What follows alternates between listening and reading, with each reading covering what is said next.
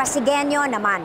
Kami po ay umaasa na ito pong darating na bagong administrasyon ay kung saan ay matugunan po ang mga pangangailangan ng bawat Muslim community sa lungsod ng Pasig. Kung saan ay makilala rin po kami sa pagiging pantay-pantay na pagtingin ng batas sa relihiyon.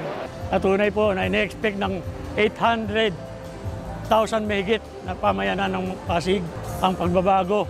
Ang palakasan ay mawawala at ang Universal Health Bill na problema talaga ng aming city ay matutugunan lalo na sa mga mahirap. Pasigenyo naman!